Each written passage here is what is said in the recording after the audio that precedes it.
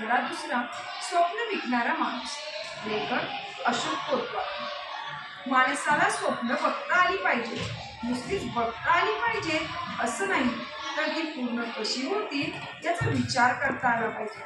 असं आपणच नाही तर आपल्यापेक्षा श्रेष्ठ असे सगळेच लोक म्हणत असतात.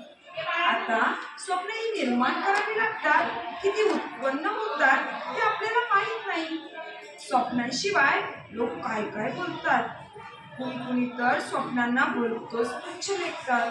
भलती सलती स्वप्न पाहू नकोस असा सल्लाही देतात. माझं तर म्हणणं असं आहे, ज्याला स्वप्न बघता येत नाही तो माणूसच नाही. जे स्वप्न आपल्याला समृद्ध करतं ते बघण्यासाठी संवेदनशील मन असावं लागतं. ज्यांच्याकडे असं तीव्र संवेदनशील मन असतं ती माणसं आपल्या स्वप्नपूर्तीसाठी वाटते करतात. इतरांपासून आपल्याला वेगळं करतात. स्वतः काहीतरी आदर्श बनवून ते वावरतात, नाहीतर इतरांना आदर्श बनवतात. पण अशा संवेदनशीलतेचा अभाव असणारी माणसं अदांतरीच तरंगत राहतात.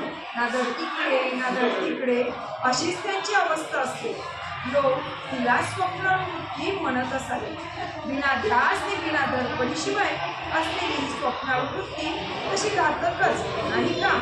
बालपणी आम्हाला स्वप्नाचा खरा अर्थही काही कळत नव्हता, पण स्वप्न या शब्दाशी आमचा परिचय झालेला होता.